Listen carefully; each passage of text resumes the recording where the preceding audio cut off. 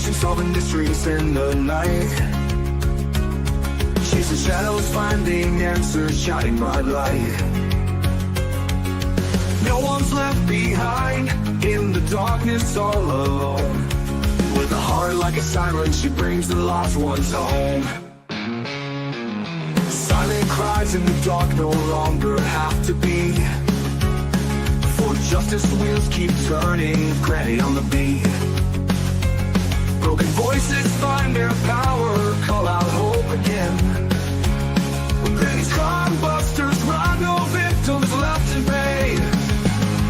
Bravery in her veins, truth she won't disguise. With a fire in her eyes, she's got nothing to deny. Granny fights for justice, never backs down from the call. For the voiceless and the missing, she'll stand tall.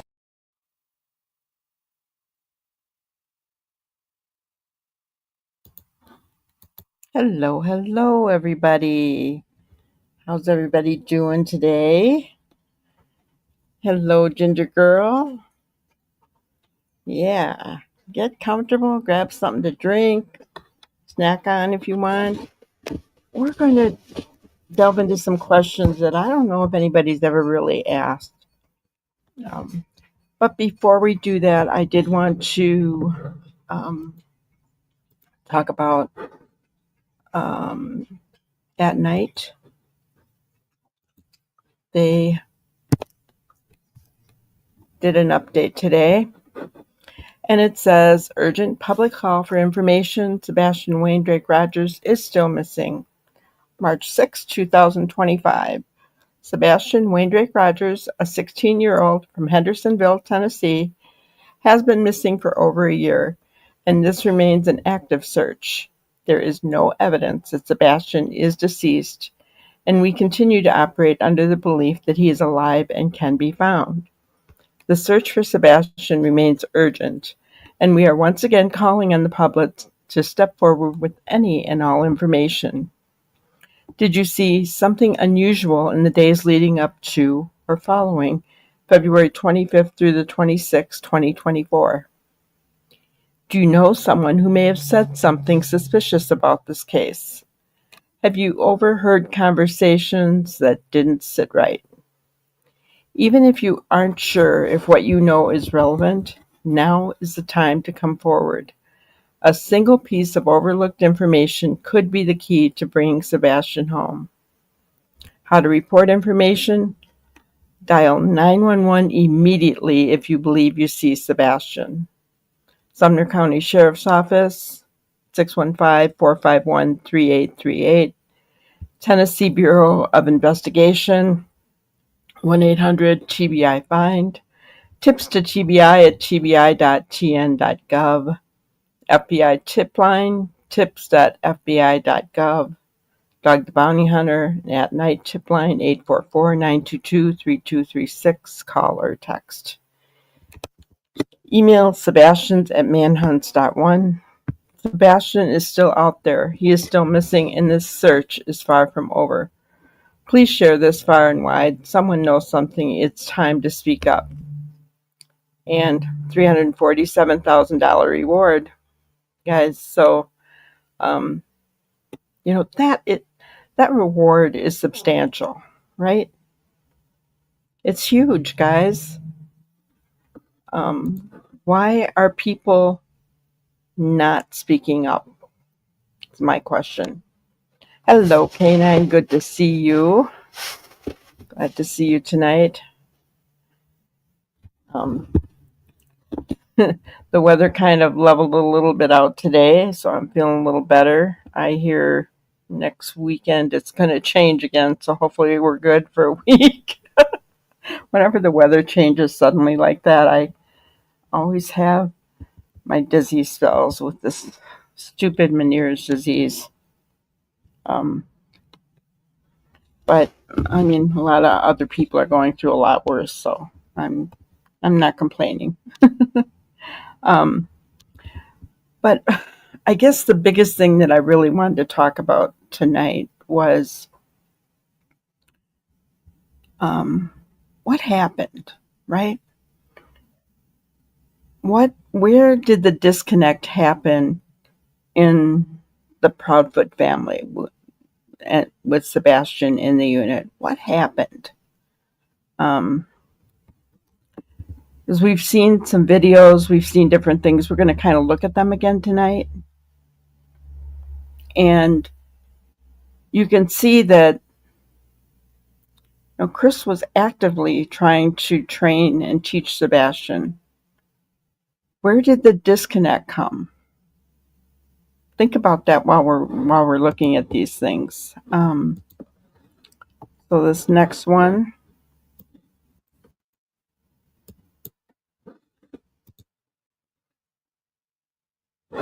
make sure you can see it good.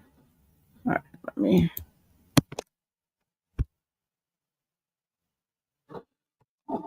Is that a little better? Okay.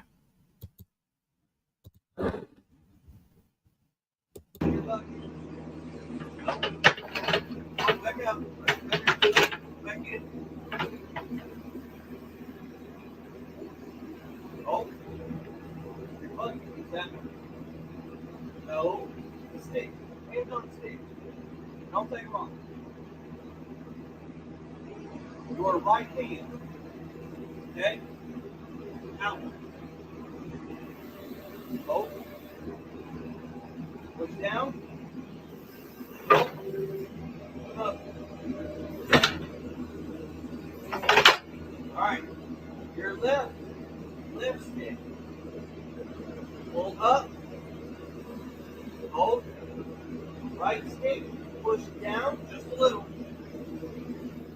Keep going. Hold. Left stick. Pull back. Alright, hold. Go back out. Up. Step up. There you go. A little bit out. Down. Down. Oh. Bucket only. Break the bucket up. Curl your bucket. No. The other stick towards your knee. There you go. All right, hold.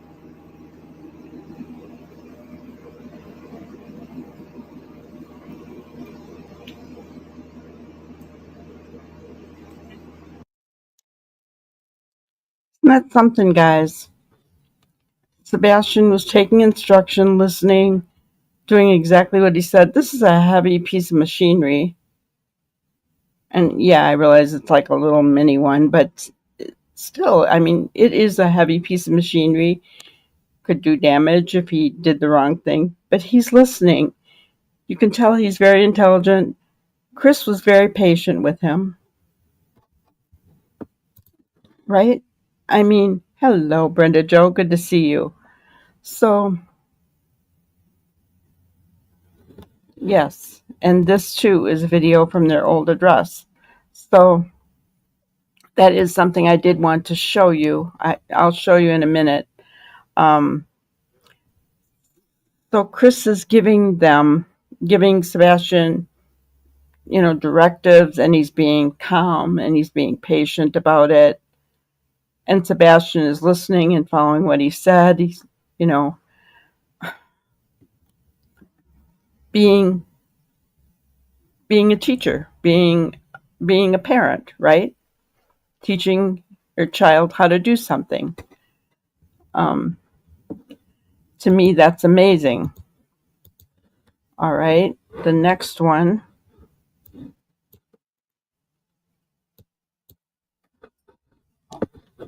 is a better video of the bike. Just ride. Look where you're going. And start turning around. Come back this way. Come on, pedal, pedal, pedal. Don't stop. See? You keep it up, you do it, keep doing it. And that's how you ride, man. By the way, a much clearer video of the one that we saw before. Definitely is Sebastian. Seth confirmed it, said that Sebastian had a jacket just like that. Confirmed it is Sebastian. And, we can clearly see his face. Obviously. All right, so turn around, come back. Come on, don't stop. Keep paddling, keep paddling.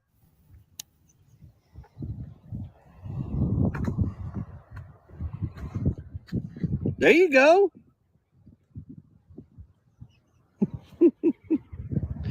Come on. Typical parent. Giggle a little bit, right?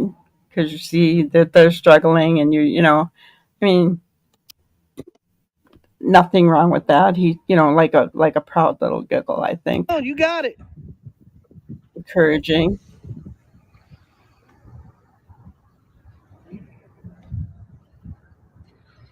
Don't look down, look up. There you go. There you go.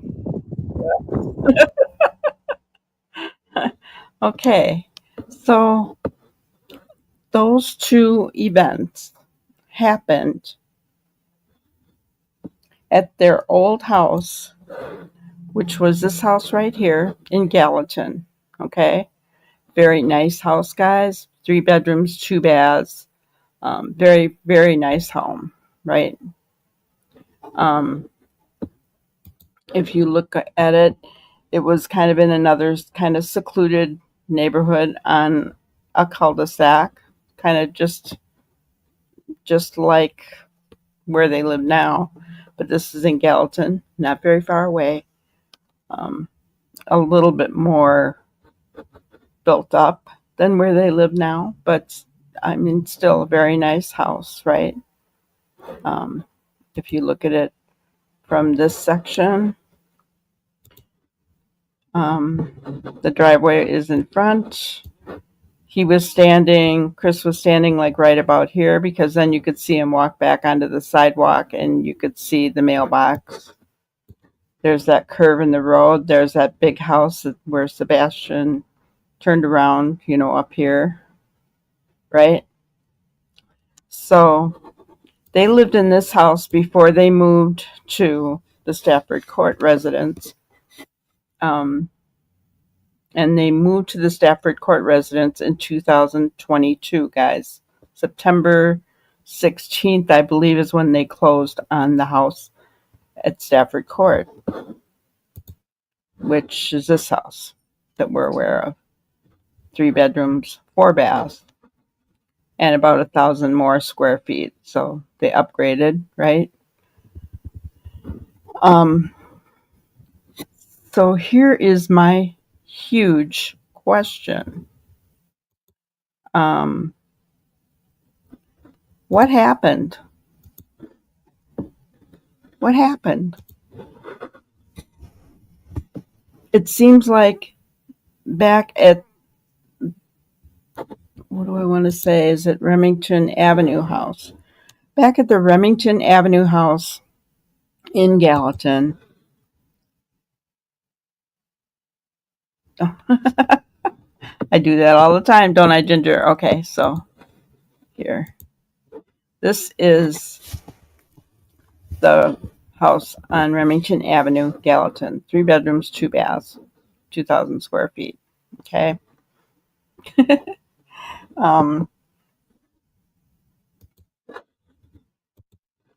This is the street view of it. Okay. And like I said, you could see Chris, he was standing in the road here for that bike video. And then he stepped back, like on the sidewalk, you could see the mailbox. Down the road, you can see the curve and where Sebastian turned around, and there's that big house, right? So they lived in this home up until September 16th, 2022. And those two incidents happened in this home, the excavator and the bike. like a normal family. He was teaching. They were,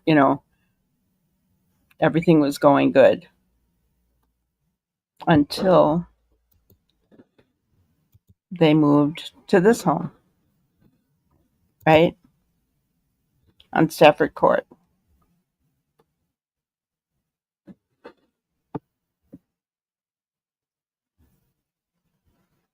Hello, Cheryl. Good to see you.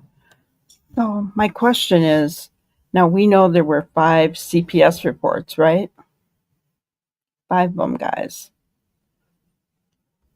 And from what we heard, they all stemmed from 2022 until 2024 when Sebastian disappeared. Okay? So that means that those CPS reports happened here at this home.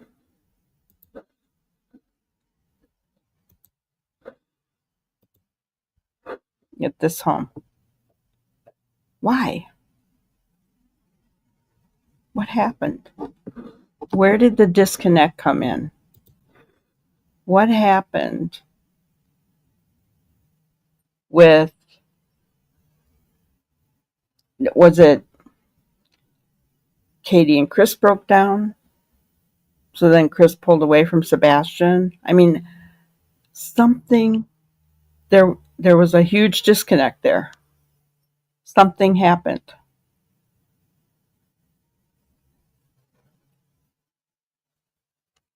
So I'm not sure why or what happened. There have been rumors that Katie is having an affair. Hello, Melissa. Did Chris find that out? I mean, I don't know. I don't know what happened, but somewhere along the line between the house on Remington Avenue when they lived there to when they moved to Stafford Court, something changed, right? Did the move trigger upset in the family? I mean, they upgraded.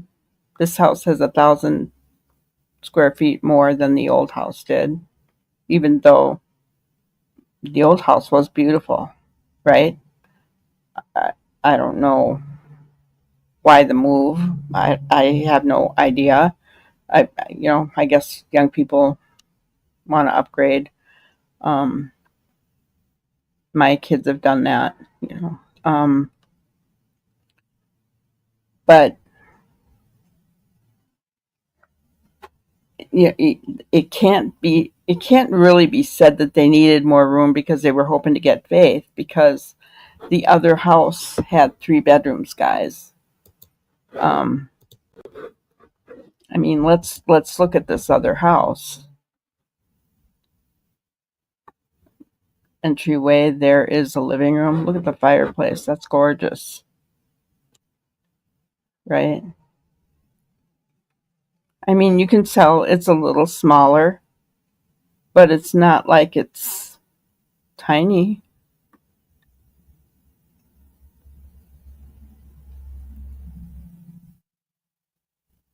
It's a very nice home.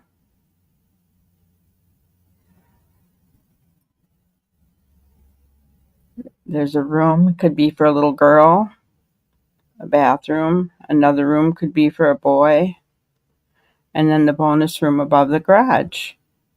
See right there.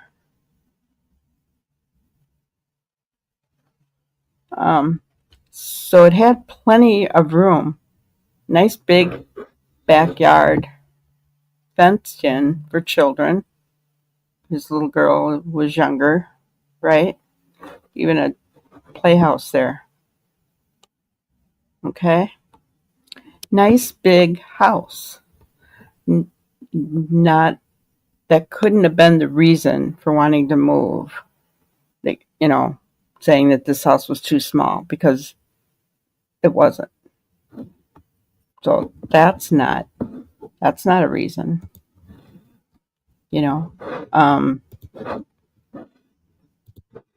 something happened. Maybe the higher mortgage was stressful. Yeah. You know, did, I mean, we've heard a lot of rumors out there, which we don't know if any of them are true, you know. Um,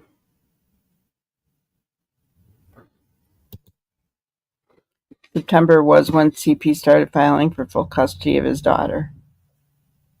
And that's when they moved to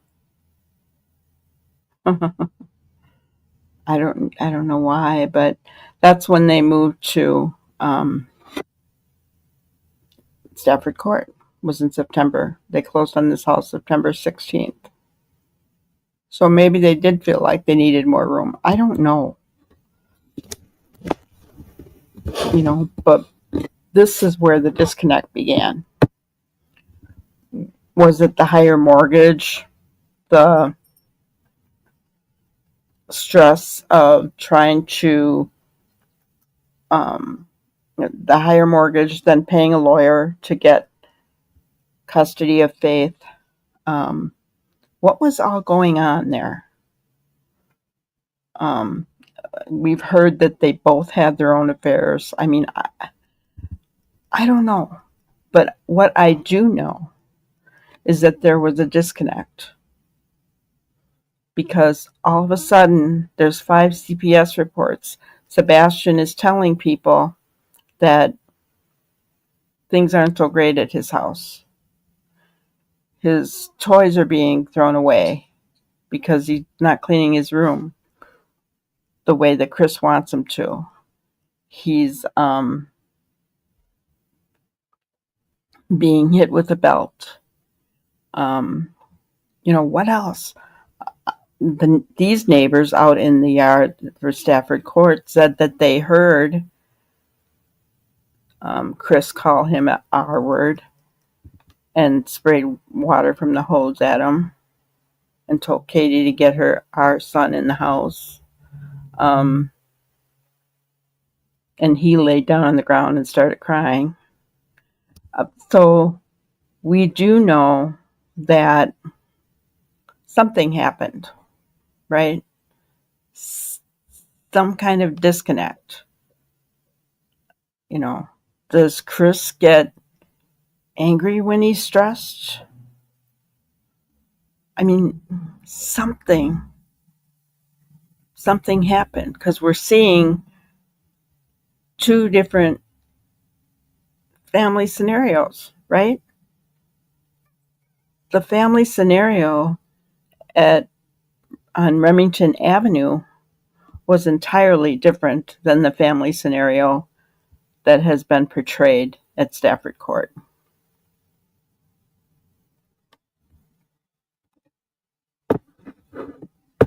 So, you know, I wanted to bring that up, talk about it a little bit, because I think that there's something there. Something happened in that move.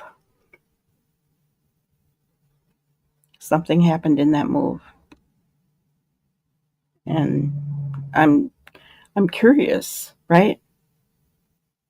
I'd like to know what happened because we saw him encouraging Sebastian in that excavating video and in that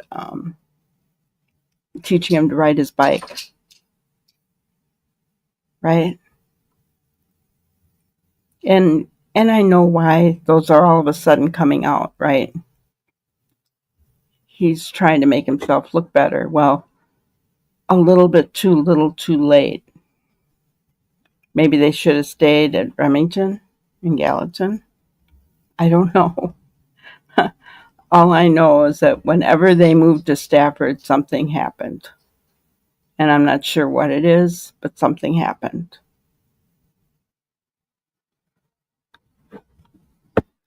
Working out of town, yeah.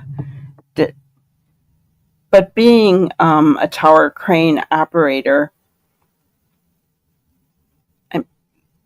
was he always working out of town? I mean, that kind of thing, if that's who you are, then you're probably always working out of town.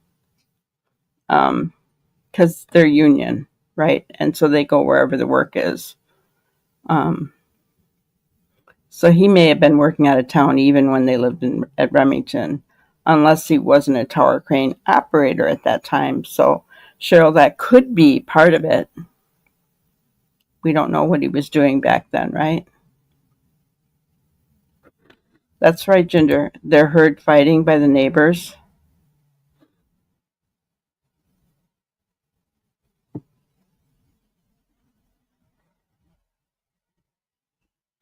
Um, so, yeah, I mean, did this neighborhood offer opportunities? I don't know. I've heard different things. Um, the word swinging comes into mind, which I blows my mind because when I was young and married, that just wasn't a thing. Um, or if it wasn't prominent because I never heard about it. So, um, I mean, did this neighborhood provide other opportunities that ended up causing a rift in their marriage? I don't know. I mean, then again, we're talking about a man who's had 5 wives, right? I mean, he's on his 5th wife. So, I mean, odds are it wasn't going to last long anyway.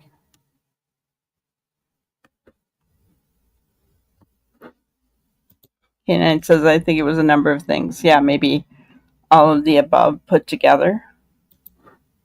But you see why it made me start thinking, guys? Because when I looked at the excavator video, I could tell it took place at Remington in Gallatin. And the bike video also took place at the Remington Avenue house in Gallatin. Both of those scenarios, Chris was, patient and, good with Sebastian, trying to teach him, encouraging even in the bike video.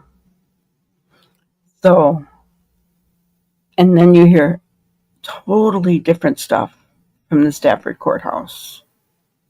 It's almost like the house was evil. Something. That's true. But this wasn't, when was the lockdown? It was 22, wasn't it? So maybe he wasn't working because that wouldn't have been essential, right? There we go, guys.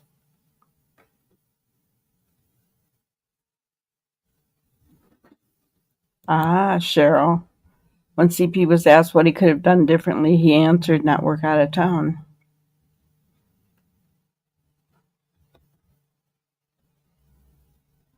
So during the lockdown, he probably wasn't working because that probably wouldn't have been essential. I don't think construction was considered essential. I could be wrong, but I don't think so. And then he probably had to, because I mean, he had to go where the work was after that. So he had to work out of town. Did that open up the door for an affair for each of them, whatever it may be?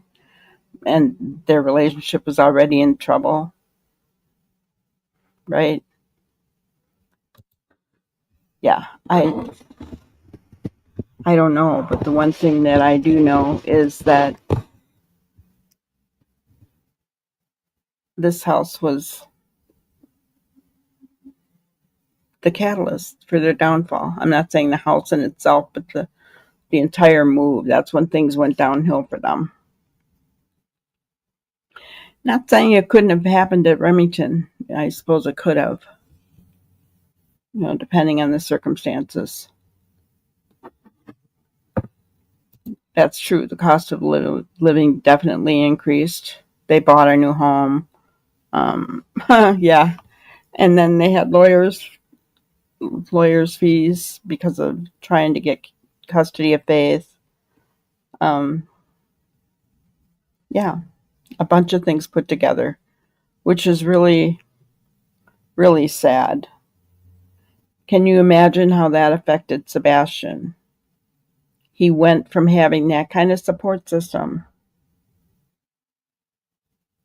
to being beaten with a belt and who knows what else.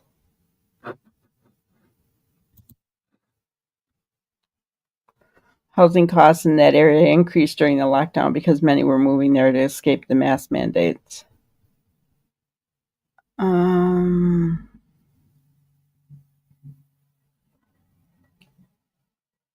I don't know if that's true. I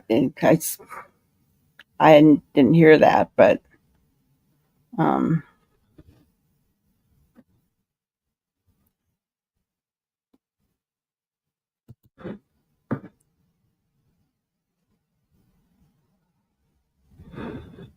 yeah, Sebastian would have also been home during the lockdown because they didn't have school. Yes, and a new school on top of it when the lockdown was done. That was a lot of, if you think about that, for, a young man with autism who likes things because they said he did like things just so, they like routine. He moved. Then they had the lockdown, then a new school, and who knows? I mean, so he could have been acting out because of everything, right? I mean, everything had to have been really difficult for him to adjust to. And if they were stressed and were taking their problems out on him, which parents sometimes do, right? Not to the degree that Chris has done, but parents sometimes do. That poor child, I don't know.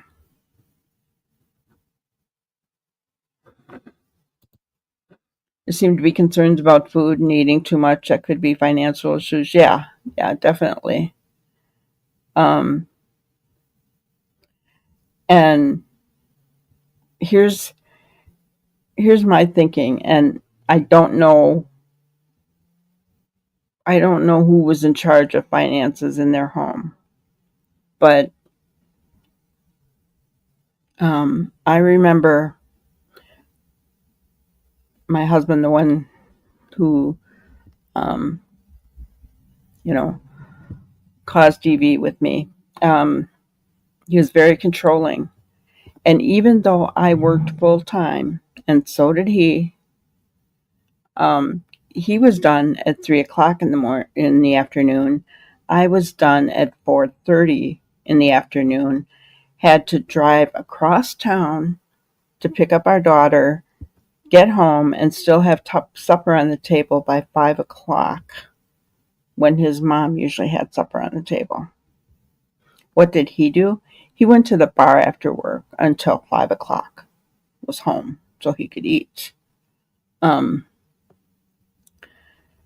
he would take my check, have me sign the back of it, my paycheck, and he would give me $40 a week. This is back in the 70s, guys.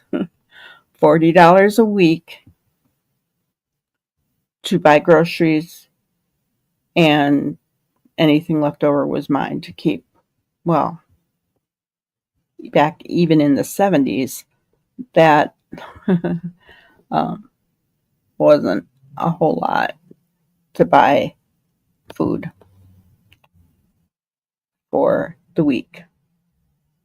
So I don't know if that's the case. Maybe she was put on a budget, whether by herself or whether Chris put her on a budget. I don't know.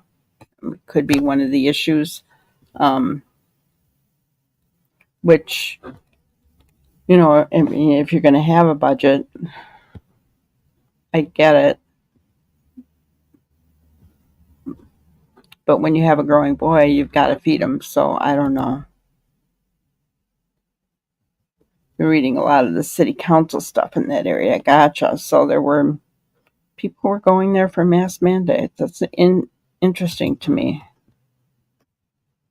I didn't know that. So yeah, I don't know. What to be a fly on the wall in that house when they moved in there until the time that Sebastian disappeared. Um, I something happened. Something happened, guys.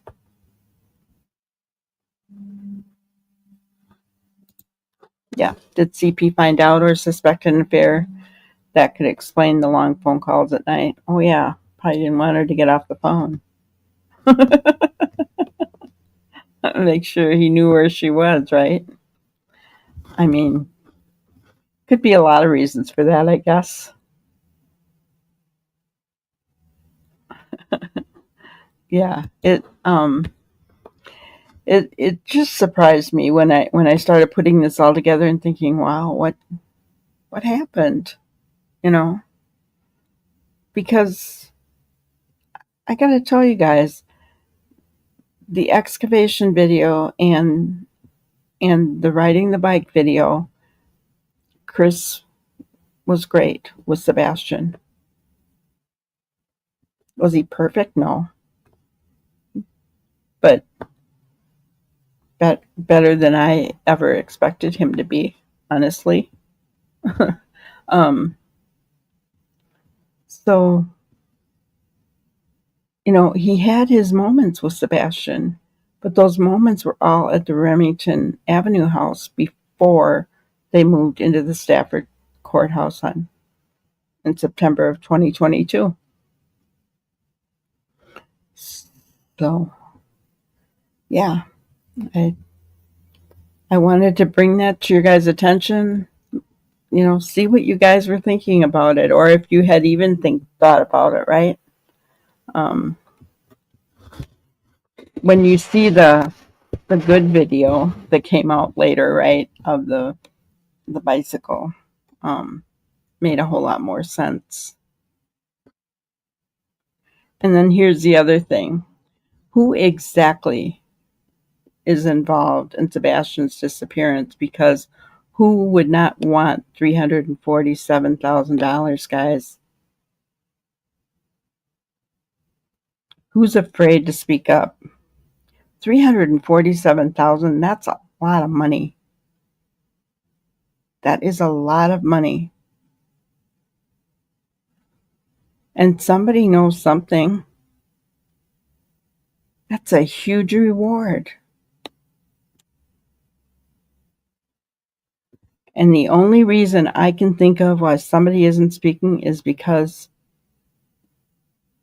it is that family.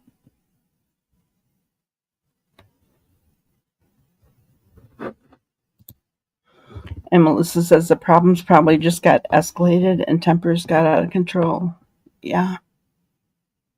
And it had to have been something that just never, like you said, escalated, but just never stopped, right? I mean, and then poor Sebastian, because of the tension or whatever, was wetting himself. And then that only made Chris madder. right? I mean, so it was the perfect storm, wasn't it? So what happened that night? What happened? You know, I wish we had some kind of clue. We know about the flashlight video, right? We do. We know that there was movement. Chris from the mob crew even showed how the motion light went on, and you could see it, right? So motion was detected by that car. What happened? Where did they take him? What did they do? You know, I was watching that um, video again of, let's see, yeah, and I did want to share that, this tab of Chris and Katie talking about Sebastian after he left, to kind of see if, with what we know now, that the Remington house, things seemed to be good because Chris was patient and he was encouraging and teaching Sebastian, to what the neighbors said about Chris and Sebastian relationship at the Stafford courthouse.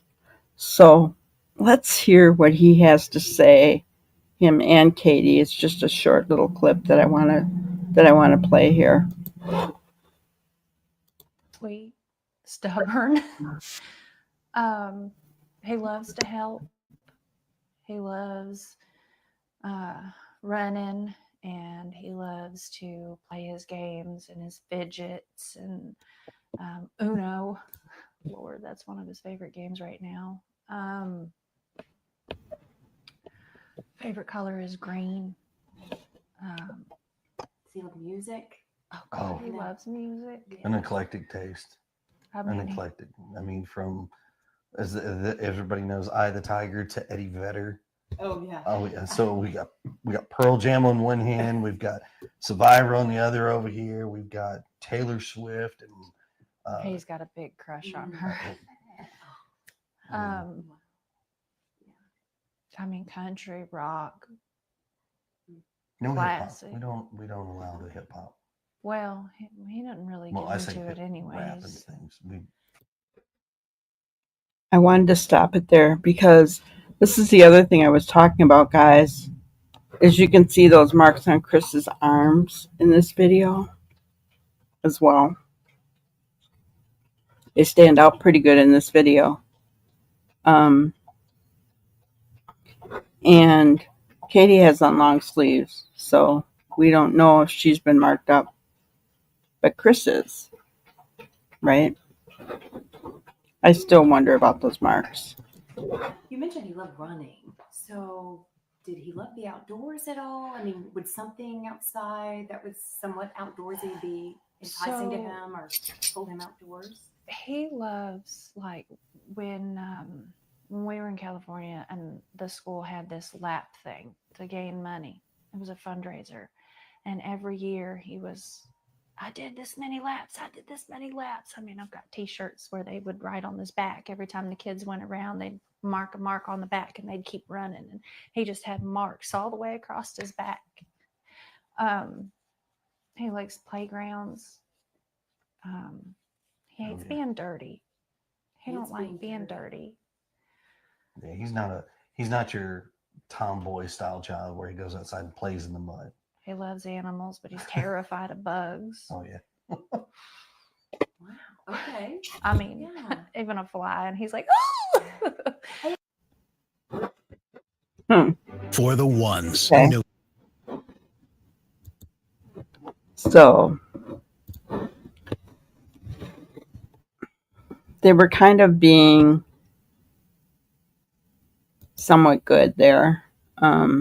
That video was with Holly Thompson, who is a family friend of theirs, guys. and we're going to talk more about that on the 15th. KP did have Sebastian in therapy, so it seems like they were trying to fix things. So what changed? Yeah, what changed? Right? Well, here's the deal.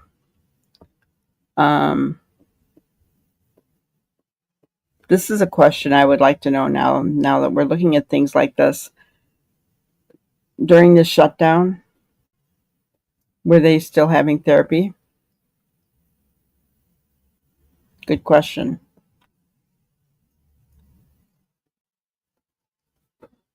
And you want to know more about the man who lives behind them, and I don't think we're going to be able to find out a whole lot more about the man that lives behind them. Simply because he is a police officer. Well, no.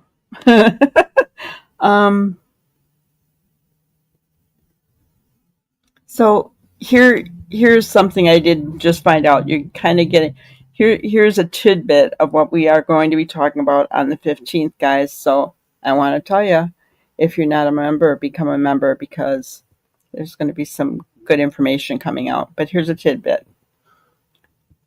The man that lives behind them is a reserve police officer for Hendersonville Police Department. Now, it is a well-known fact in that area, White House, Gallatin, Hendersonville, Sumner County, they can give these cards out for and make just normal people a reserve officer. Reserve correctional officer, I believe is how they put it. They don't have to have any training. They can just give them out as they deem fit. Okay. I don't know what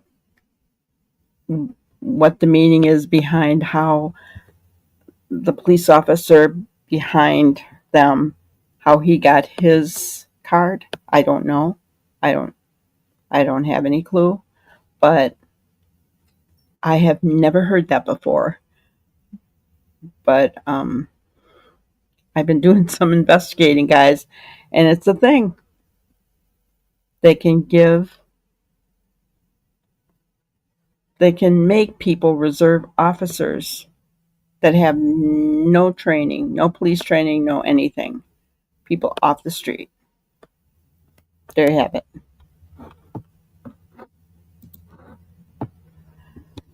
I wonder if the group of friends changed in that area. Was Sebastian introduced to someone who heard him and he began acting out? That could very well be. Could very well be. I am amazed at how many SA offenders there are in the United States. Guys, I live in a town of 8,000. And I just learned yesterday that we have 80 SA offenders living in our little town. 80.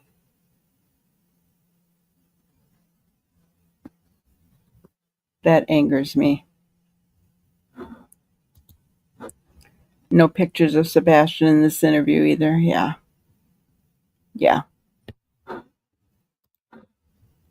It puts up red flags for me that he didn't turn in his camera footage from the night Sebastian went missing. Yeah. Well,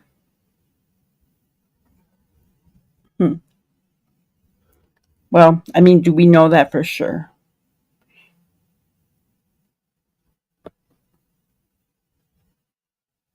You know, I know that he rode with police officers after Sebastian went missing, which is, to me, is another red flag, because he's not. He's not a police officer. Why do they, I don't know.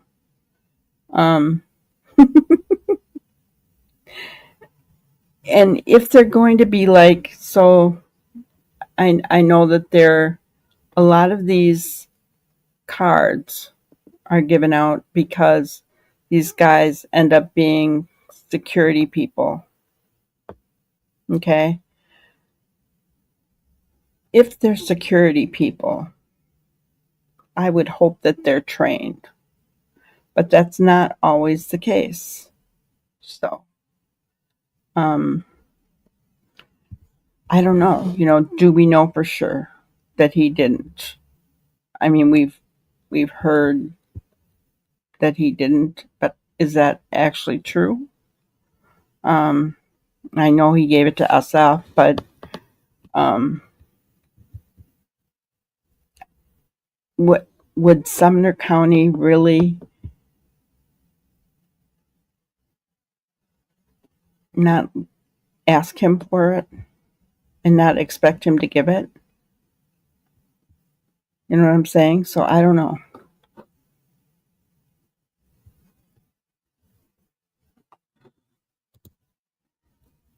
And K9 says, you think he's part of the story but not part of the disappearance? I don't know. I wouldn't be so sure about that, honestly. I think he may be part. Hello, Lady for Justice. Prior military, could be.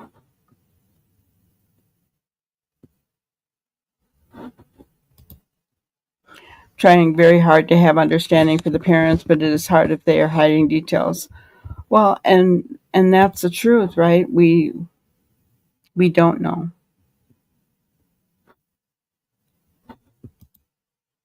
Basic MP training, yeah. But from what I'm hearing, Lady for Justice, and from what I'm researching, some of these people are getting these cards to be reserve officers without any training whatsoever. And it, believe me, when I saw that, I was angered by it. Now, I don't know if that's the case with the man who lives behind them. I don't know. I'm not going to even say that. So don't go there, guys, because I don't know. I do know he is a reserve correctional officer, but I do not know.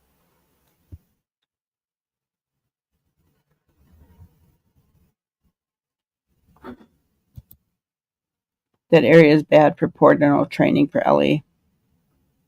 Yeah. Yeah, we'll be getting into more of that on the 15th as well. There's all kinds of things that are going on behind the scenes, guys. That is scary. And it doesn't affect just Sebastian's case. It affected cases before him as well. So this could be way bigger than what we know, and that may be one of the reasons why nobody is speaking up.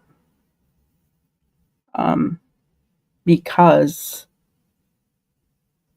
they're literally afraid for their lives. And when you think about the hits that are out on Dog and Nick and Hong and other at night personnel, who does that, guys? It's usually people with a lot of clout. And guys, I'm talking bigger than Chris's parents.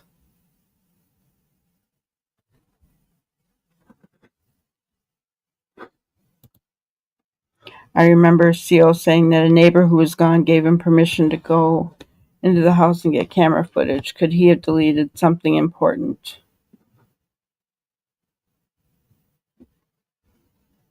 Could have. That's possible.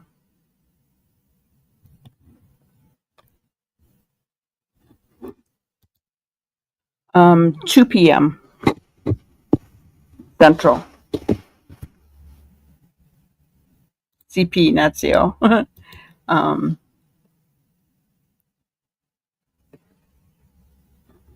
Hello, sped teacher. Good to see you.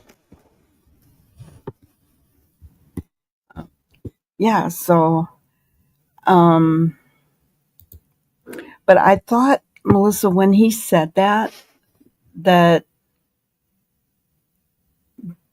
those neighbors gave police the ability to go in and get the camera footage. But here's the deal. Was it a reserve police officer that did that camera footage? I mean, so, we don't know. Corruption doesn't like outsiders coming in and snooping around. So that's so true, guys. And that is why we'll be discussing it in members only on the 15th. Because it's speculation on our part, right? We don't know anything for sure, but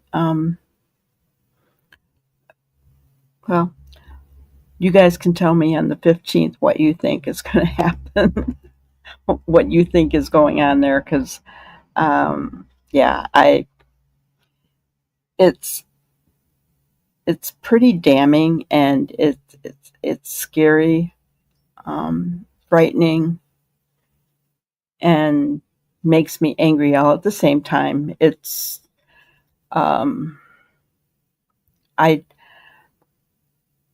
I'm sure, I don't know, but I'm sure that at night, those guys, I'm sure that they have all figured this out. That's probably one of the reasons why they have a hit against them.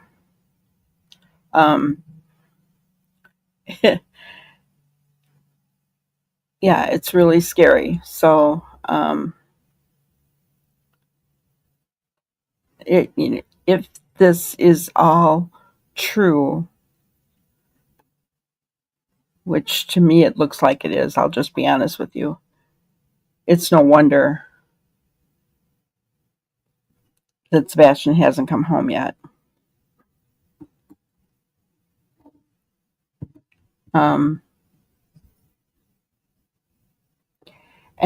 here's the thing: if there's big corruption out there,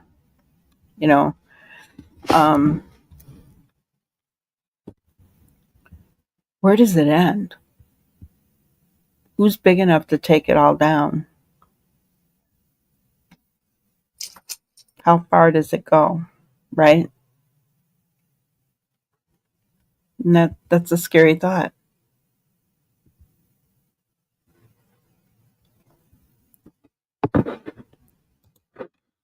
Could be why Ellie is so quiet and why the DA was involved from the beginning.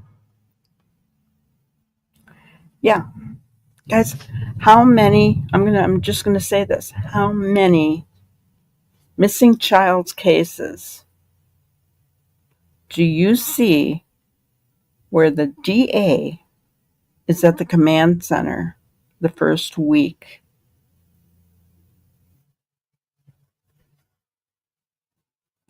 Just a thought for you out there.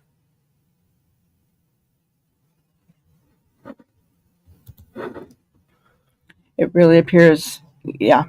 Only thing that makes sense, KP handed him off believing he'd be safe, and yeah. I know, lady.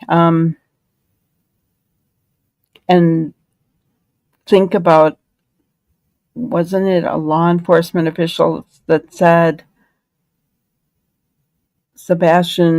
we believe Sebastian is alive, and if he is where we think he is, we can't get him out of there or something? Something along those lines, something like that. I can't remember the exact wording. Why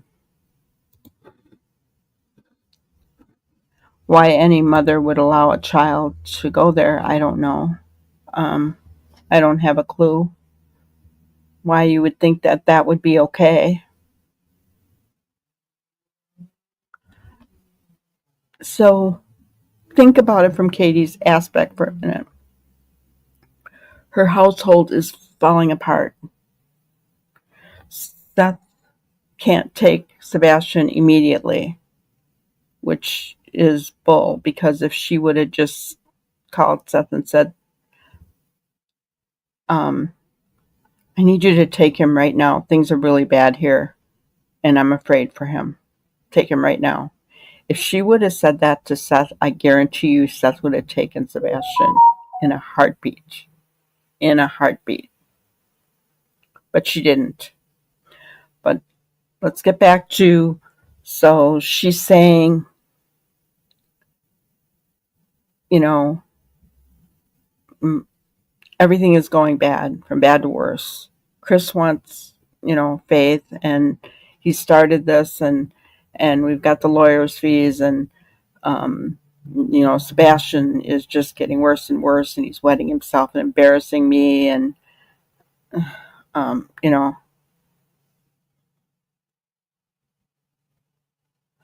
would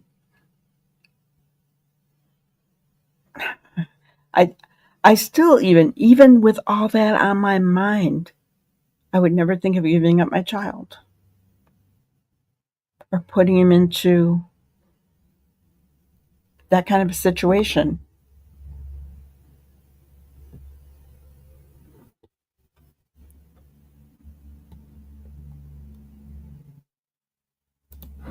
Yeah. And why is a media man best buddies with the DA? You're giving away my secrets, Ginger.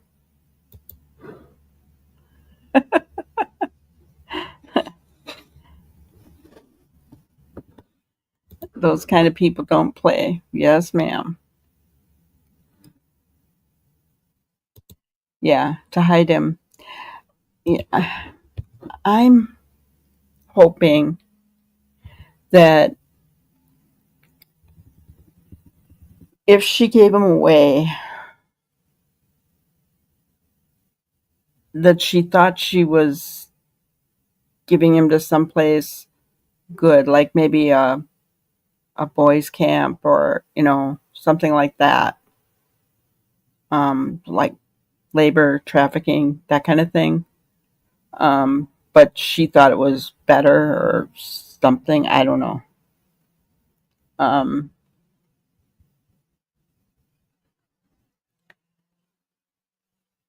but when they don't they get money for that? Like if Katie gave her child to, you know,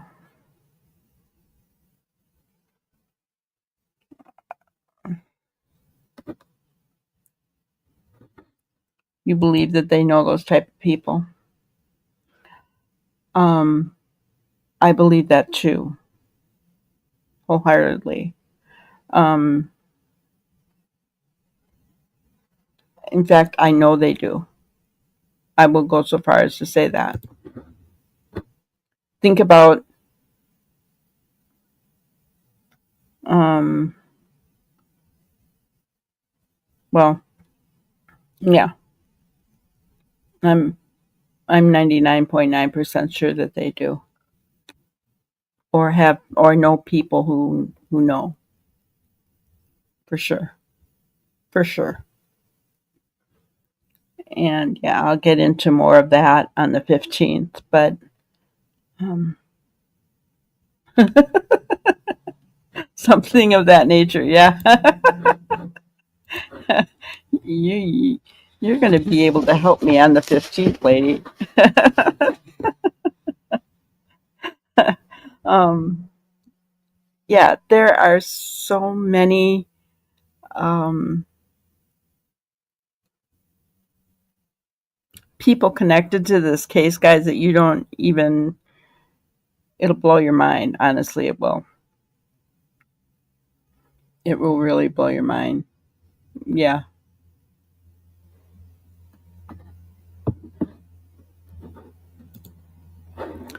That's a good point, because she did leave the home right away, didn't she? She's in fear and left the home for reasons we don't know. Is that why she's scared? But here's the thing there, Ginger. You could run, but you can't hide from those type of people, right?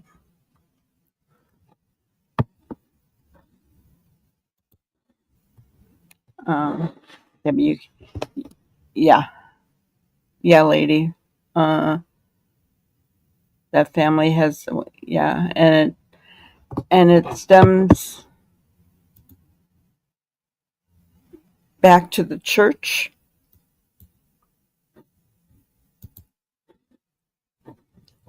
and who all goes to their church. Sometimes we get involved with bad people and don't know it until it is too late to get out. That's true. That's very true. You know, could be. Could be. A lot going on, guys.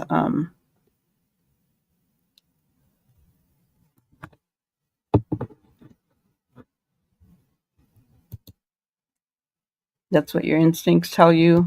I hear ya. Yeah. It's just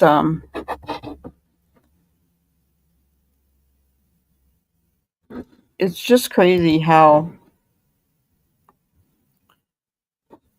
you see Chris helping Sebastian here. Look at that little face. um and yes, I know many people have said he should have had a helmet on, and yes, Ginger looked that up. Tennessee law states that they have to have a helmet on, and why Sebastian didn't have one on, of all people, with the water on his brain, I don't know. Um, but you go from Chris helping here to this kind of stance. Remember this, guys? I couldn't find this picture a long time ago. And it was said, no, Chris wasn't being aggressive. This was the day of that one vigil. Well, I'm here to tell you, Chris was leaning in and Seth was trying to get away from him. He was backed up against his truck. There's no way that was not an aggressive stance. Right?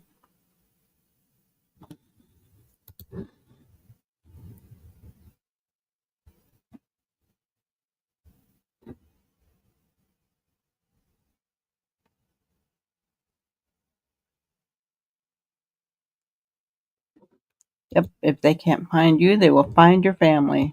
It's truth. Hung and Nick both said powerful people are involved in money as well. Yeah. So I think, I'm on the right track here, guys. Cult churches are dangerous. Yeah. And maybe, it's not even the church itself, but it's the people in it who they've met, right? Um, and then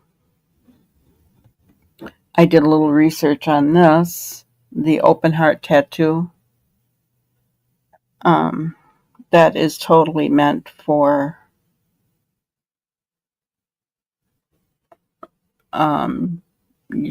people typically get open heart tattoos to remember someone who is deceased. And most of the time they'll put the name in the center of the heart. But she had a green heart with a cross.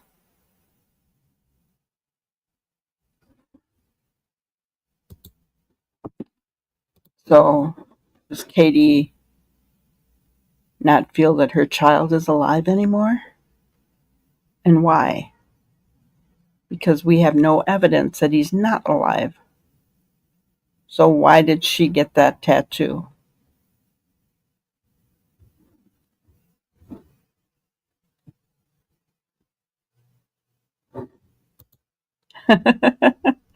I hear ya. Your spideys are kicked in. Well, you're going to love our members live on the 15th, lady, because It's going to be right up your alley, I think.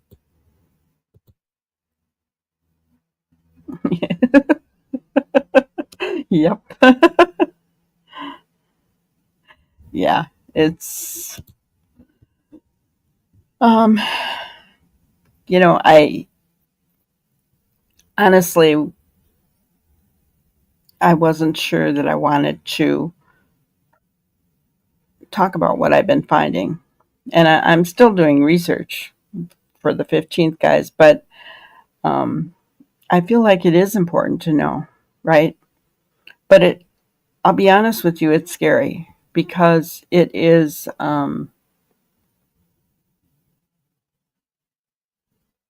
I mean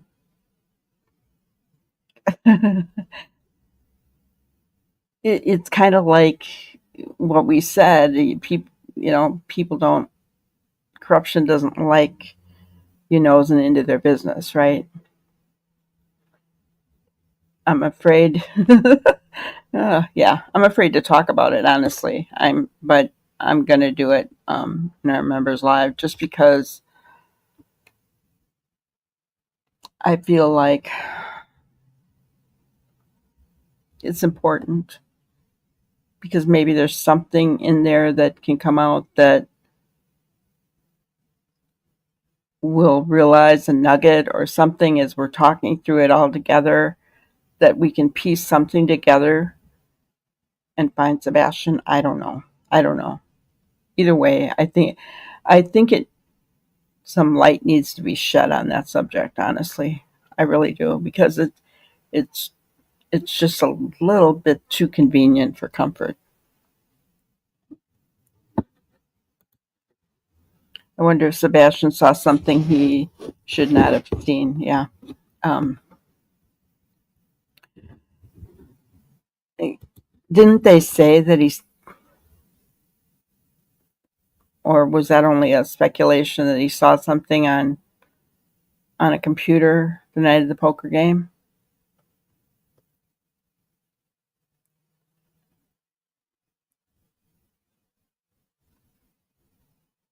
Oh, good to know, lady. Awesome. I may just. Um, will you email me so I have your email address, lady? Let me put my email address up there. Um, because there may be some things that I need a little bit more information on that you might be able to find out.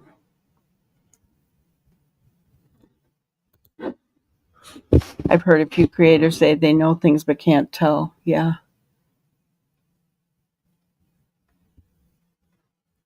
Could very well be. I don't know what they're talking about, Melissa. Um, I've heard them say that too. And I know they're closer with stuff and that kind of thing. Um, I actually,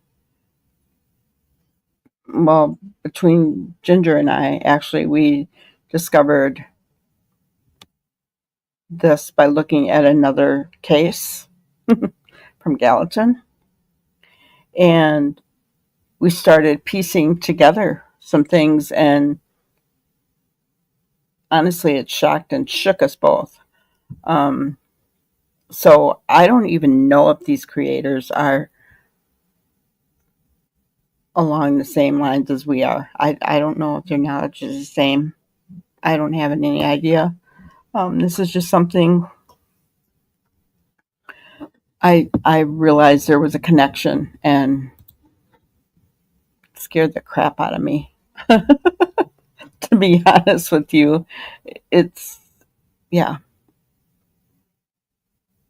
yeah, it scared me. But so I don't know what they know, honestly. I don't know Seth. I have not talked to Seth. You know, um, I'm not.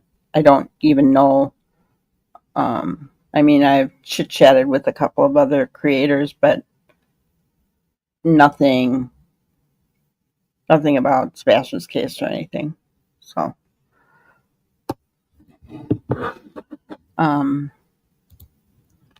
but yeah, I mean, I'm looking forward to.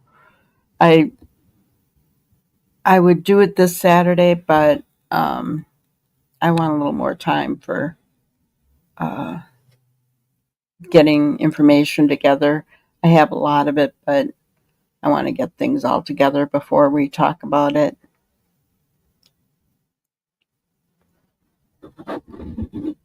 But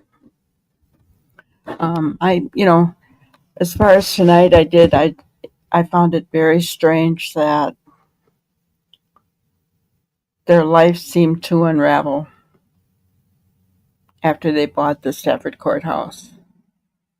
Things seemed to be going well at the Remington Avenue house, and then everything fell apart when they moved to Stafford Court.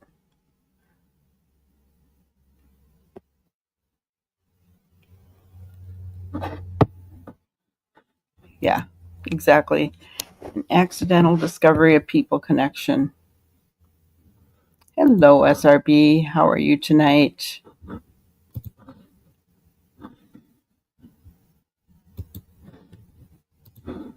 Um, but yeah, uh,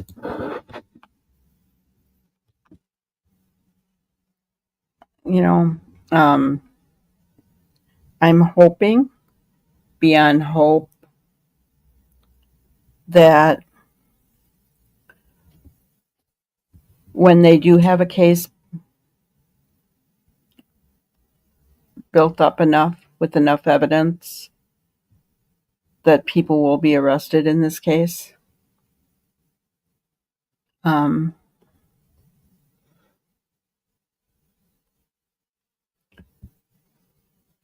I'm gonna say something, guys, that might shock you. The DA for Sumner County has been in that position for 40 years.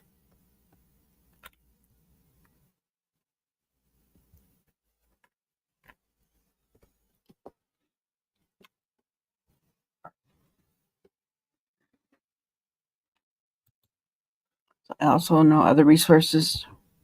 Awesome. Your hobby's a student. Interesting.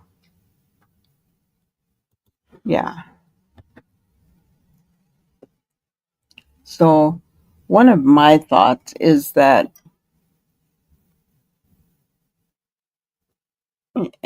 and it's not that I want to get into politics, right, as a whole, but I will say this. I think that, first of all, our presidents only get 2 terms, so 8 years at a max. I think all other elected officials should have the same thing. I'm serious, guys, because when somebody is in office for that long, they start wielding their power, and it can be scary. No surprise, they're a small community. Yeah, yeah, yeah. And that is, you know, they get too comfortable in their position. They start with respect. Yes, it's way too long. Yeah, and he does cover more than that small community. He's um and then they begin to yield their power. I mean, wield their power and authority, and um, it makes it difficult.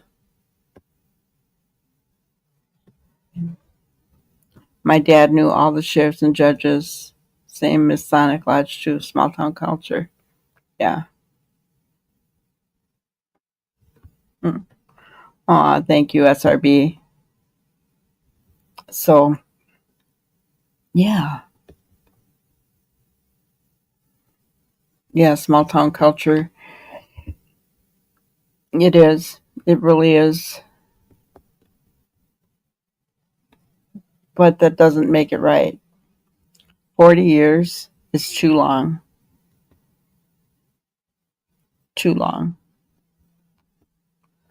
I because think about it. If they have vendetta and they're the DA, if if they're tied to anything, let's say, and I'm not saying this for, but let's say for kicks and giggles, if a random DA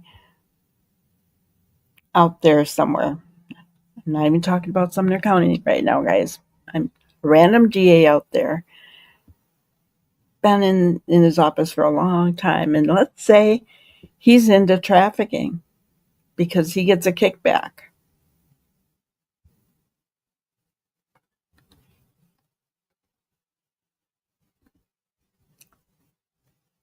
Well, and a case comes before him that could be involved in that. Is he going to bring it to justice? I don't think so. Right? Just common sense, right? If he's a crooked DA out there, I'm not saying it's Sumner County DA. I'm not saying that at all. I'm just saying if there's a DA out there that's crooked and he's into trafficking and is he can decide which cases he wants to prosecute.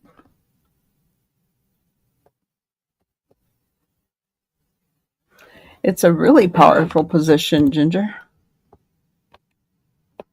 Yeah, very powerful. And if that DA is crooked, right? Yeah, exactly. Kentucky sheriff who shot the judge. Big scandal, right?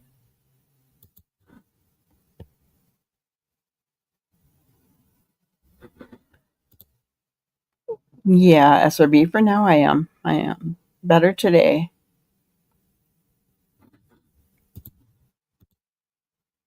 Bribery using one cop already arrested and convicted. Yeah.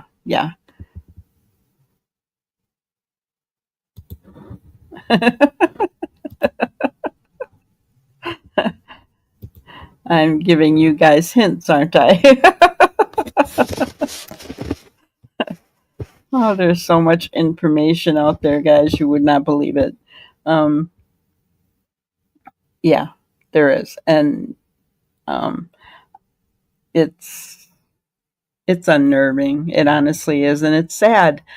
When you think of our justice system, I think of people like Peter Tragos.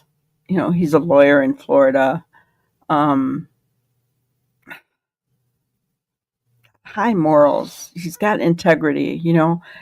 That's the kind of people we need in these positions, right? Not people who are dirty and taking kickbacks and been in office for 40 years and right? Oh, Ginger, thank you so much. Member for 3 months. It's cool.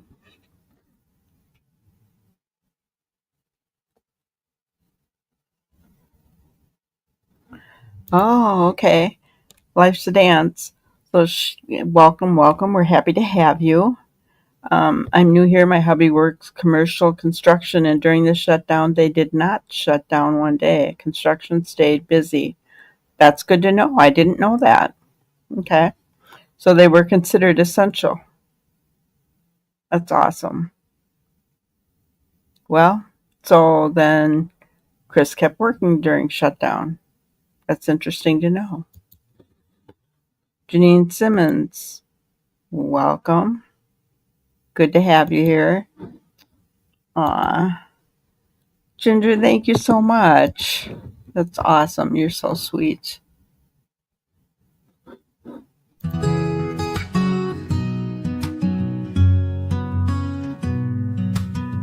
Granny wants to thank you all for kindness in the chat. Super stickers, bright and grand, gifts of love we understand. Memberships you gifted here spread the joy and banish fear. Every super thanks you send warms her heart and ends the end. Granny cheers with love so true for each special thing you do.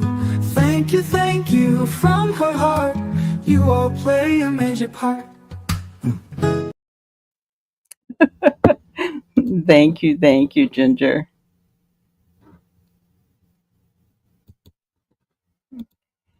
And member for 2 months, SRB. Appreciate you guys.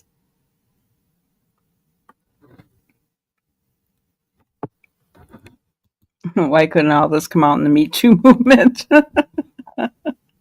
Yeah, I know, right? Oh, we welcome all new members. If you were given the membership, please make sure you thank Ginger for that. Life's a Dance, Granny, I think we're about the same age. I'm not afraid to say I'm 66. Life's a Dance. You know, and many of us are around that age. So I seem to attract all the people that are grannies as well, and that's awesome. Not that we don't mind the younger whippersnappers, but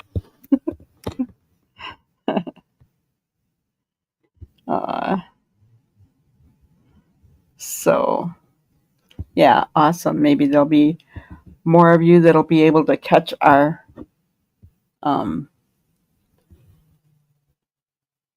members only live that we'll be doing and talking about all the details of everything I've teased you guys about tonight.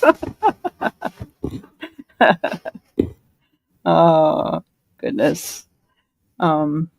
And I seriously don't mean to tease. It's just that as I'm going through all this stuff and I'm learning about it, and it's really hard not to talk about it. It really is. It's just, I have so much information in my head that, and I mean, scandal, you know, that it just very frustrating. And not something that I really do want to just blurt out to the general public, right? Well, hello, Linda. Good to see you. Great name. That's my name as well.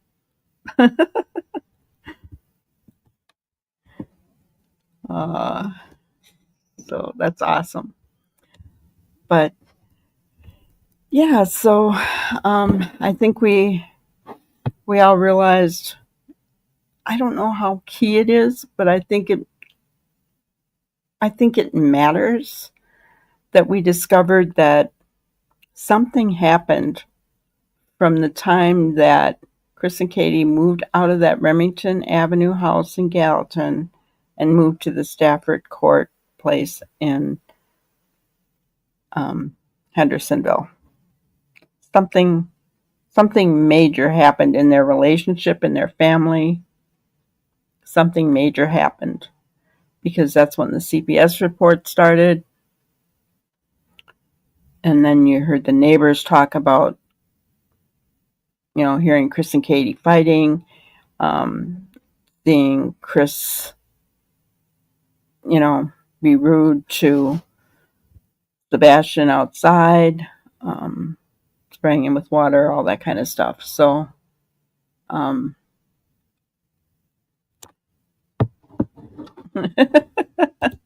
that's right. Yeah. Because this is pretty deep, guys. It's really deep. And it's probably not just going to end on the 15th, is it, Ginger?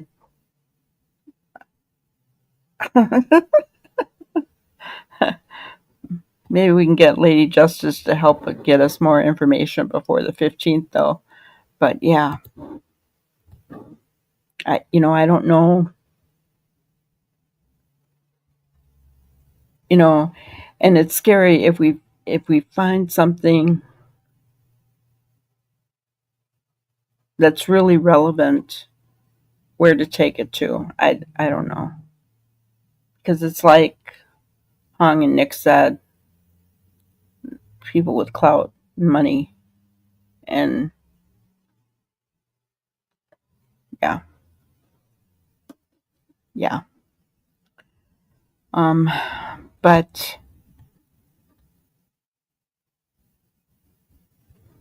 you're older than me. Gotcha. You're 71. Okay, that's still young. I take it you like to dance.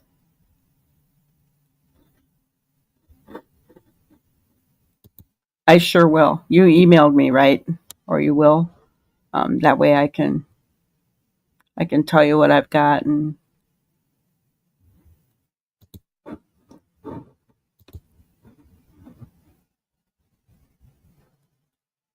yeah. Well, and there are just some things that, unless you have access to certain, and I forgot um, about one of the places that I used to access at work, and if it's still free, I can access that as well. I'll put it up on the thing again.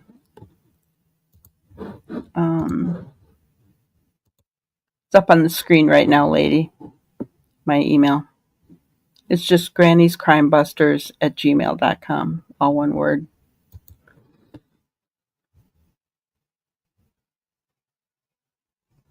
Well, hello, AMC. Good to see you.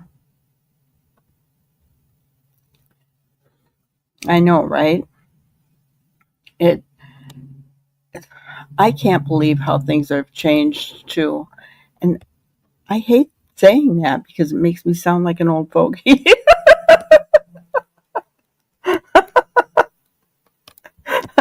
I've become my parents. I don't. I always like to think that I was um, younger minded, right? And I'm finding out. I guess I'm not. Honestly. Oh my goodness. Um,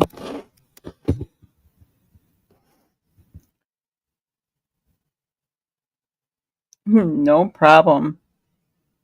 Yeah, it was cute to see Sebastian's face, and so very clear. I like that picture of him.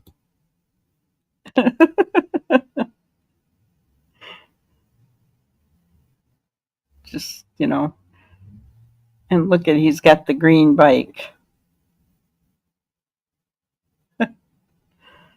Yeah, you can tell he's quite a bit younger there, right? So that would have been like 2021 or before, right? So that would have been at least, let's see,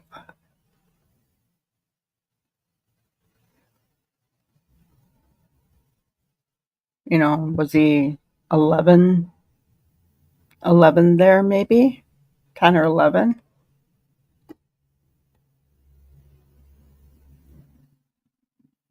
Something like that.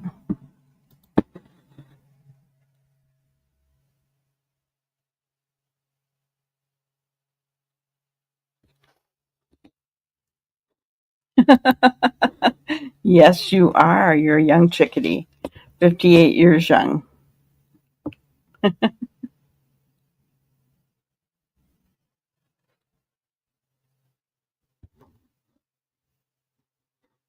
Oh, awesome. Thank you, lady. Okay, cool. Cool. Um, But yeah, it's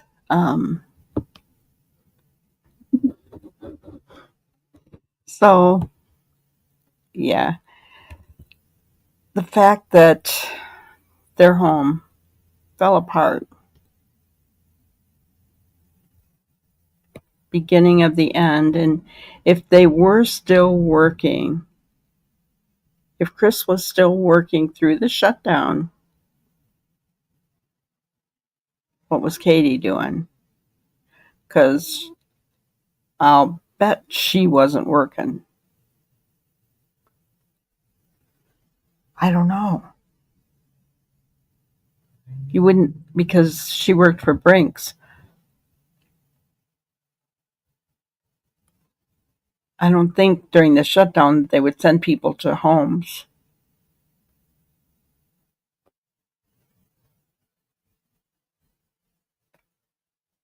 It's the name of your website. Awesome.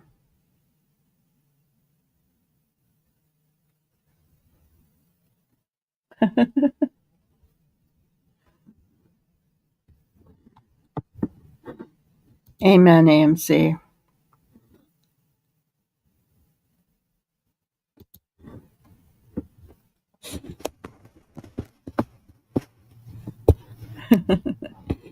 On the 9th of March, your birthday's coming up, Ginger. Awesome.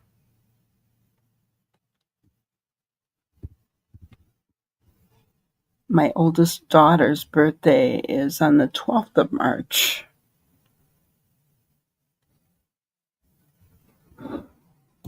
I know. Where are you, buddy?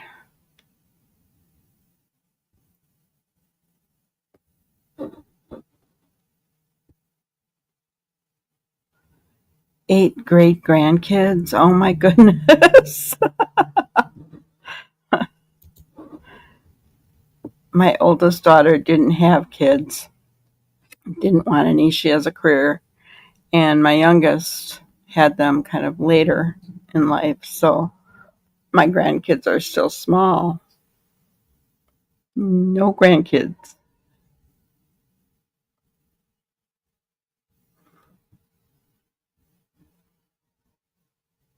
It is awesome. My dad had, when he passed away, he had 1, 2, 3, 5 great grandkids.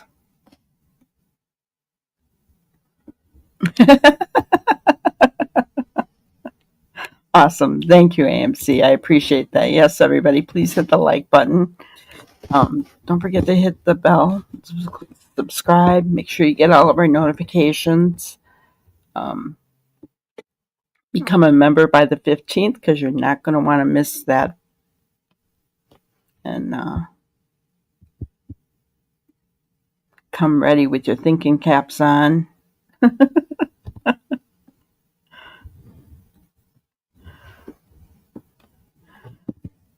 But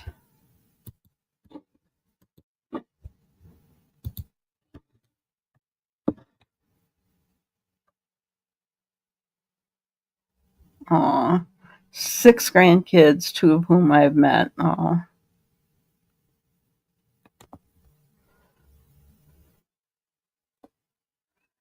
yes.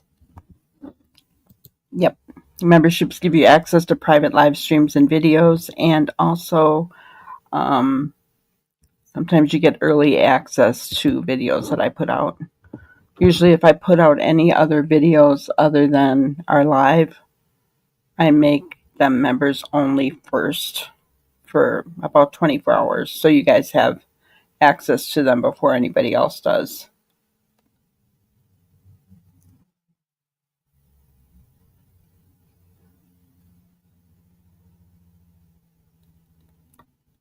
Son lives in Stoughton, manages a Walmart. Awesome.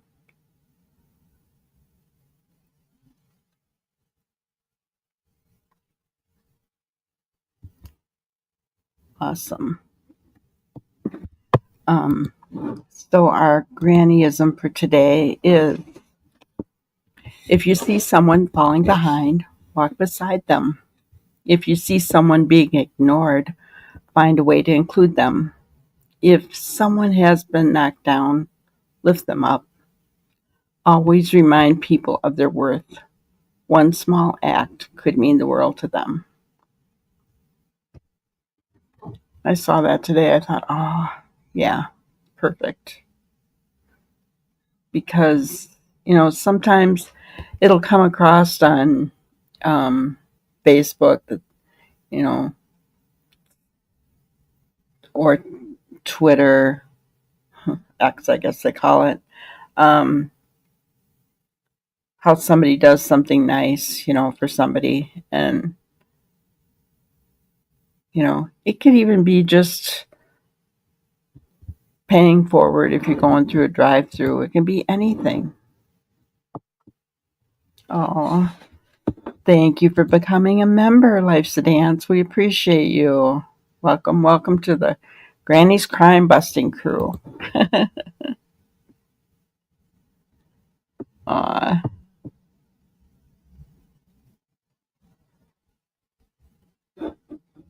Yeah, Sebastian probably had online school.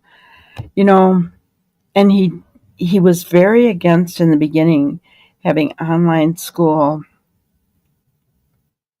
when he was going to go live with Seth. Is it because he had a bad experience with online school when he was home with Katie?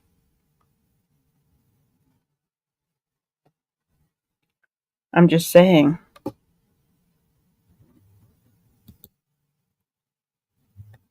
Yes, praying for people to start talking about Sebastian's whereabouts. I agree. I agree 100%. The more people talk about where he is, the more people are looking at him, right?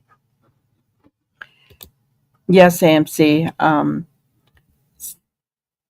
So the FBI has put out the $50,000 reward, but now at night has put out $347,000 reward. So it is a total of $397,000.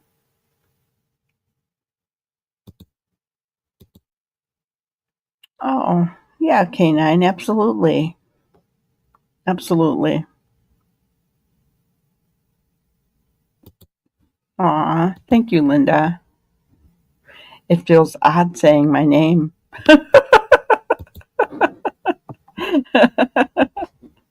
Oh,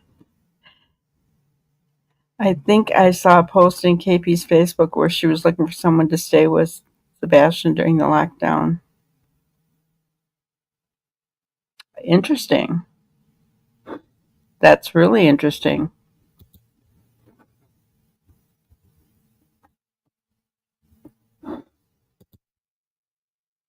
And you recall that too. Gotcha.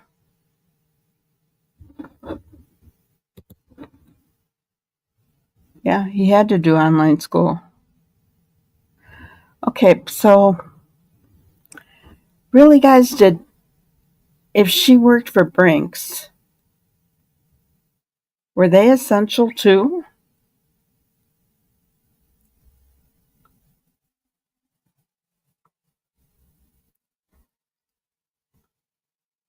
I mean, I guess if I'm thinking of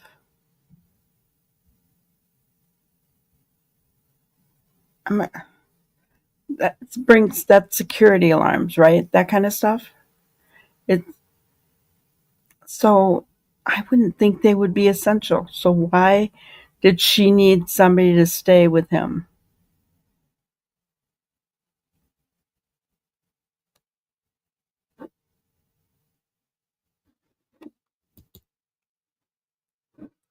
And Linda says, I think Sebastian loves school because he could be around kids his own age and be himself.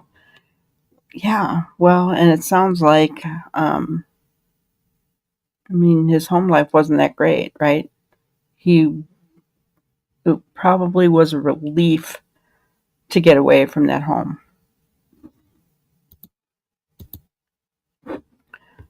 Why did CP say this would be talked about for a long time, and if they had the money, Sebastian would be here?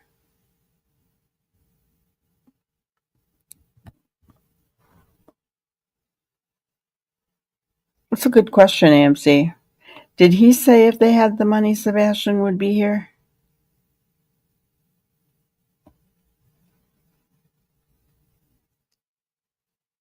Did he say that, or did Seth say that?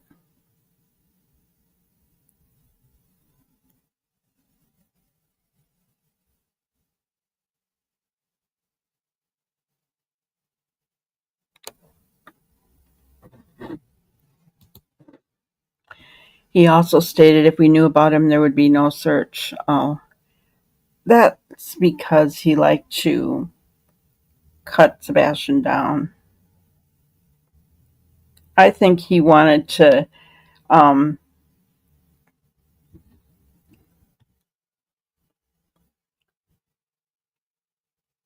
inadvertently suggest that Sebastian did something to Faith. That's what I think he wanted to intimate.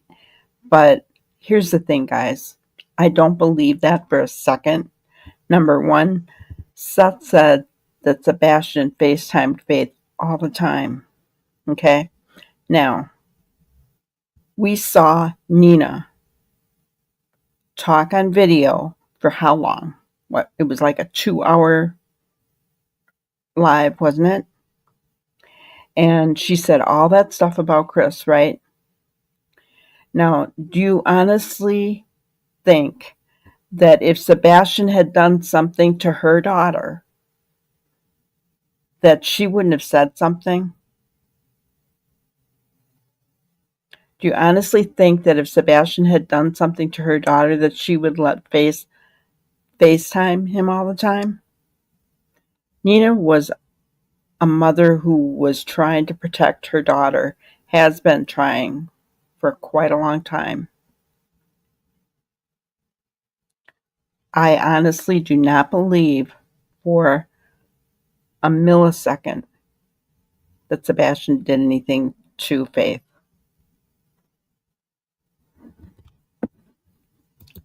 Thank you, Life's a Dance. We really try to make it be drama free, right? We don't put up with hate or bashing people. We just want to make it feel like a safe place that we can come share our thoughts and our opinions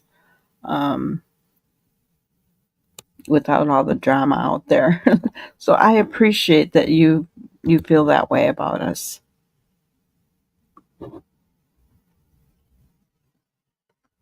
Yeah. Well, and they said he wanted friends. He just, he wasn't good at social cues. Doesn't mean he couldn't learn. I mean, when you look at that video of him with the excavator, guys, that's heavy equipment. He was learning that. Doesn't mean he couldn't learn social cues if he was taught with the same kind of patience that he was taught with the excavator and riding the bike.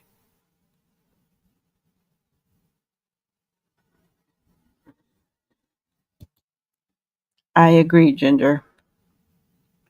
I agree 100%.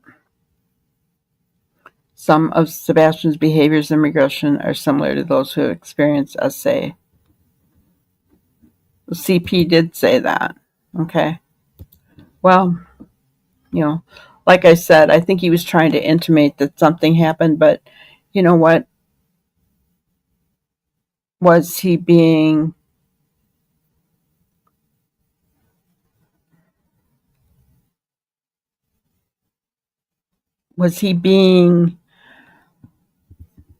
oh, I don't know. I don't know. I'm not going to go there, I guess.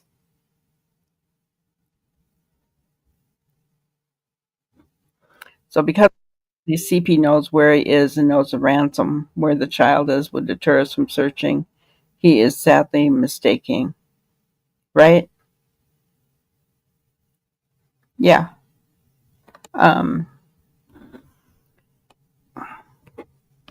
Little does he know, right? I think he thought we would all give up. But you know what, Sebastian's army isn't giving up.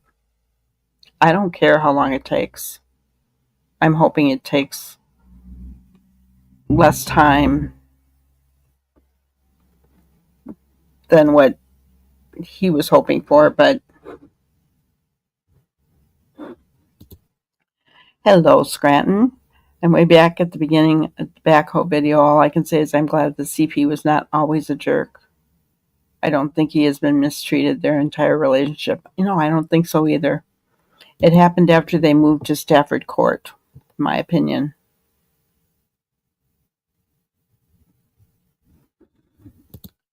So Brinks would have been essential. Interesting. I think, but sometime in his teens, something went wrong. Maybe much like most kids in their teens. I bet my mom didn't like me much as a tiny. You were a brat, huh?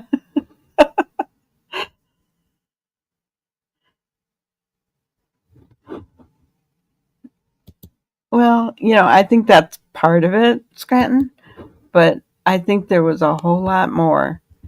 And it happened after they moved to Stafford Court.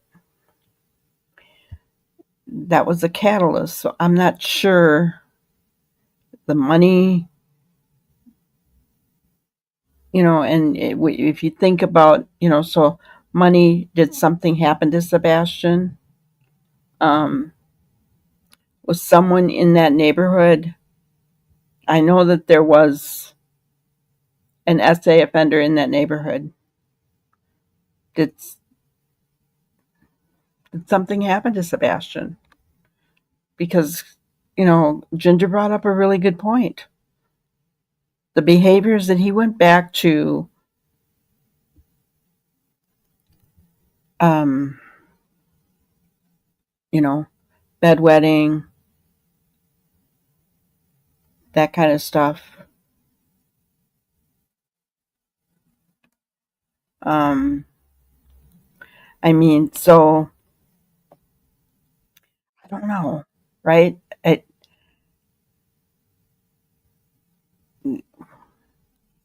Did something happen after he moved to that neighborhood? Was it a friend, family friend? You never know who it could be, right? Um, was he being brought back around Katie's family? I'm just throwing this stuff out there, guys. We don't know.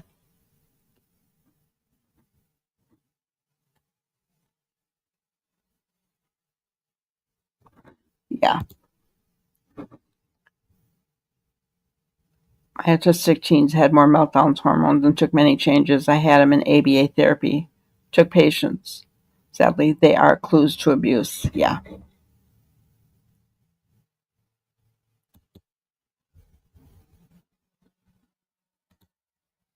Aw, that's awesome.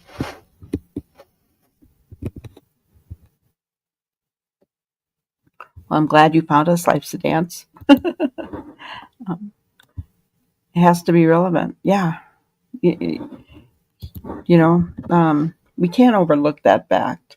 And the fact that, here's the thing, he only did that. They said he did it at school. I'd want to hear that from a teacher, I guess. I'm not going to take Chris and Katie's word for that he wet himself and defecated in school. I'm not going to go there unless I hear it from a teacher or somebody in that school. So as far as we know, he only did it at home. Okay? Well, you want to talk about stress? You want to talk about a man who beat him? Those also are very much um, you know, bedwetting issues. Stress can cause bedwetting. He didn't do it at Seth's.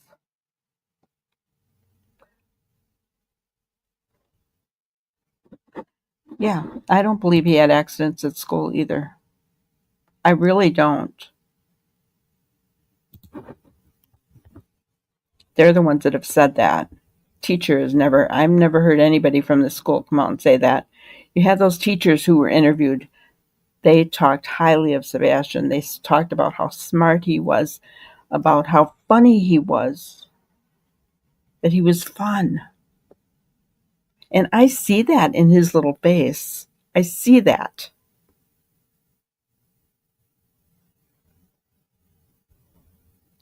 Seth said he didn't feel safe in that new home. What happened at Stafford Court, guys? What happened there? What happened there? Something happened in that home.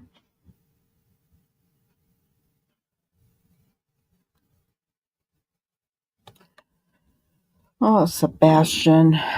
Poor kid.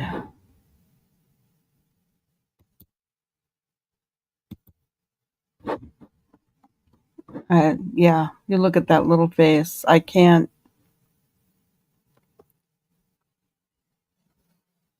How do you go from teaching that boy and being patient with him to getting rid of him? How does that happen? I'll never understand that.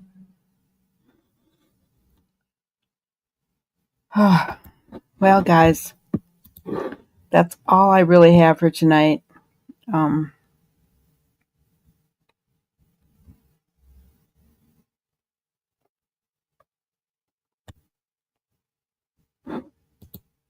Up until recently, I heard the dining room window was open, that Katie said that to LE. Yeah. But even in Nancy Grace, I just kind of watched today earlier on another channel. She said, no, none of the windows were open. Another lie by Katie. Imagine that.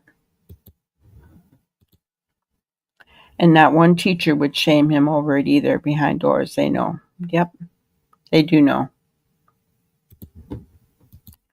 Didn't CPS coworkers say they didn't know he was married with a stepkid?